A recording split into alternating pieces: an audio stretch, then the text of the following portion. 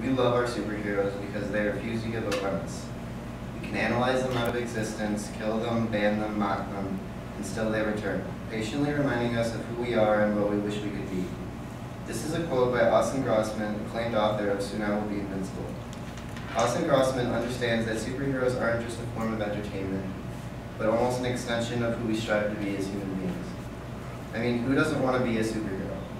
So I'm here to inform you on the history of how superheroes came to be, how they grew in diversity over the years, and some common characteristics of superheroes.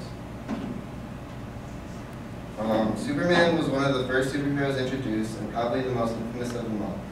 He was first introduced in 1938 by Jerry Siegel.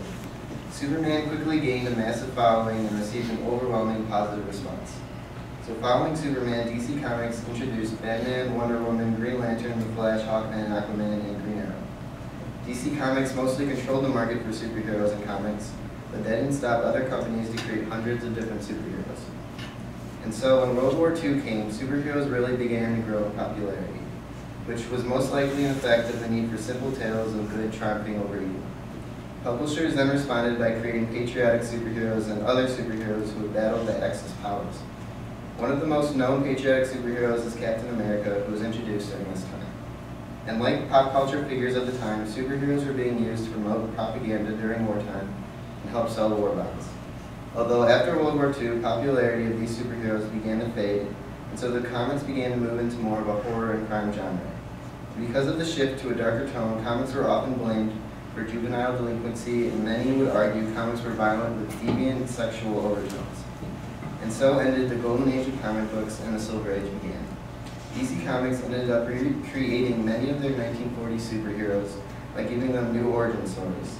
And so Marvel followed in DC's footsteps and hired Stan Lee to create a new line of superhero comics, beginning with the Fantastic Four in 1961, and continuing with the Incredible Hulk, Spider-Man, Iron Man, Thor, the X-Men, and Daredevil.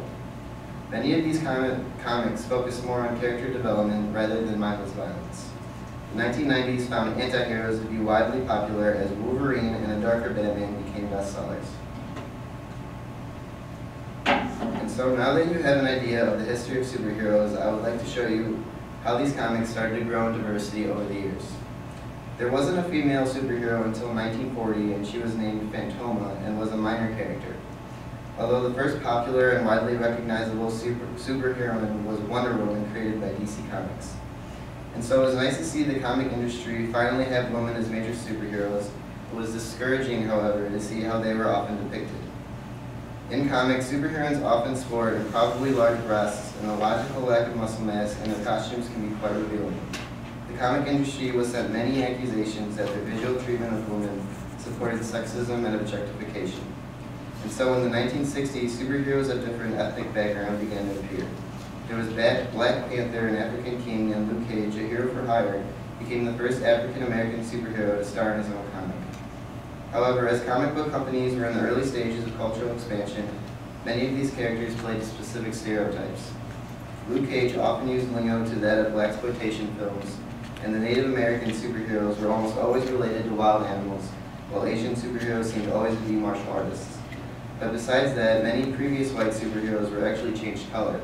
One notable one is Nick Fury, depicted by Samuel Jackson in The Avengers, is actually white in the early comic books.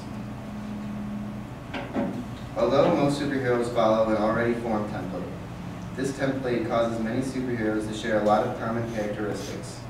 And that main one is what makes each hero super. Every superhero has a unique power or powers that give them an advantage over regular human beings. Although some, like Batman, don't actually have any superpowers, but make up for it with skill in martial arts and being able to afford high-tech gadgets. Also, as the title hero implies, they all follow a strong moral code of preserving justice and vanquishing evil. Most are willing to lay their lives on the line. Most superheroes also have some sort of motive or motivation for choosing to use their powers for good and not evil. And not all, but most have secret identities as to protect the ones that they care about. The costumes that these superheroes wear usually have some sort of theme to them. For instance, Batman is dressed like a bat, and Spider-Man has a web design on his costume. Finally, all superheroes need some sort of backstory. Most of them tragic, such as losing a loved one or being made fun of their whole lives. In fact, I would say there really aren't any superheroes that have good backstories at all. So now that you know about the history of superheroes, how they have grown in diversity over the years, and many of the characteristics that define them, you can start to see why so many kids and adults alike look up to them. Superheroes are so much more than a form of entertainment. They are role models and even an extension of us. Finally, another good quote by Austin Grossman: adults struggle desperately with fiction, demanding constantly that it conforms to the rules of everyday life. Adults foolishly demand to know how Superman could possibly fly, or how Batman could possibly run a multi-billion-dollar business empire during the day and fight crime at night, when the answer is obvious even to the smallest child, because it's not real.